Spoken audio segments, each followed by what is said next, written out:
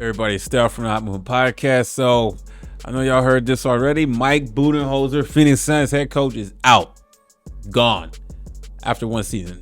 This makes no sense to me in terms of what Matt Ishbia is doing here. Okay, you get Frank Vogel, one and done. Mike Budenholzer, one and done.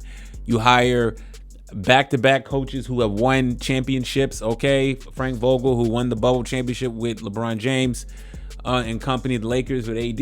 Okay, then you have Mike Budenholzer, who won with the Milwaukee Bucks in 2021 championship.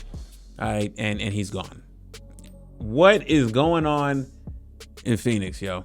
I really didn't have a pulse on Mike Budenholzer. He was like multiple levels down the line in terms of who to blame in the collapse of this organization. And firing Mike Budenholzer just shows that what coach is going to want to come there and feel there's going to be some level of stability from a job perspective, and then he can't control the roster as much. Everything is tied down to Bradley Beal and Kevin Durant. So what is Budenholzer? And then Beal is hurt all the time. We can criticize Mike Budenholzer with certain lineups, okay, with what he had to deal with, and maybe some of the game adjustments wasn't the best, but he's working with what he got. Okay, so I didn't put all this on Mike Budenholzer's head, and then Matt Ishbia, it just wants to do that. It doesn't want to take any accountability for his screw up. Okay. I guess this is a statement from the owner of the Suns, whatever it was. Competing at the highest level remains our goal. We failed to meet expectations this season. Our fans deserve better. Change is needed, the Suns said in a statement that was released by the team and not attributable to any individual. Okay, so it was a team statement, which was a garbage statement, a trash statement. Compete at the highest level remains our goal. No, it did not. No, you want to you try to buy a championship. It didn't work. You fail at negotiation and getting deals done. You fail at persuading Bradley Beal to waive no trade clause. You fail at so many things. And Mike Budenholzer gets shown the door. What? A decorated head coach, a championship coach, right? Who's gonna want this job? Nobody. I wouldn't. I would stay the hell away. We're not gonna. You gotta hire some G League coach, some assistant that's on the staff, and just go through some dark times and try to trade these guys away. There was rumblings I heard that, Devin Booker and Mike Budenholzer wasn't getting along. Suck it up, Devin. Suck it up. Your team is garbage.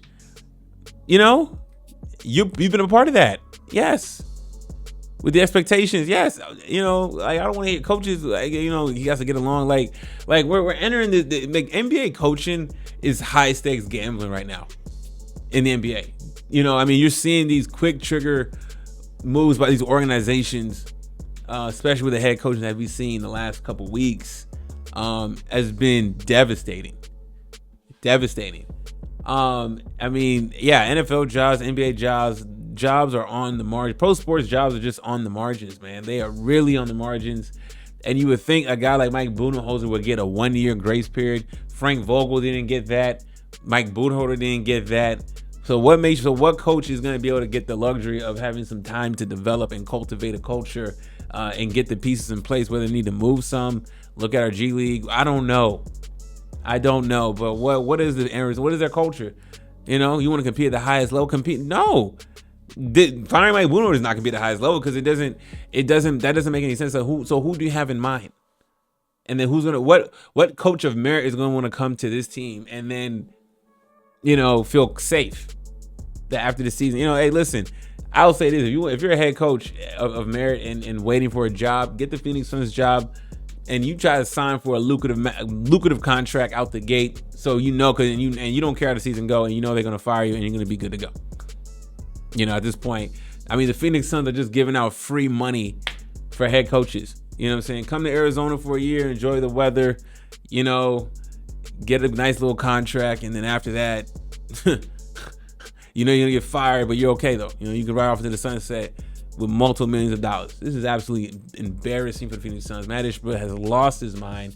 Okay, maybe there's a grand scheme he has cooking that we don't know about. I haven't seen it yet. Still waiting. Oh man, what a horrible day to be a Suns fan. It's just like as if Mike Budenholzer now he's a scapegoat, right? Disappointed. What was he supposed to do? The team was bad before he got there. The team was bad then. Okay, And then you can blame that. You can put a lot of this on Bradley Beal's feet for missing a lot of games. But even when Bradley Beal was playing, he wasn't even doing all that great. He really wasn't. Mike Budenholzer has to hold his breath every time he's on the court, knowing that any play now he could be gone. He could just randomly exit the first, second, third quarter, and then miss multiple games afterwards.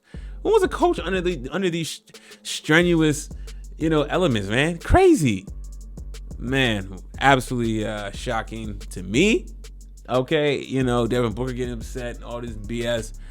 Yeah, because the team has been bad. You guys have been playing poorly. You need to be more upset at your guy, it's not his guy, but your teammate Bradley Beal for missing games.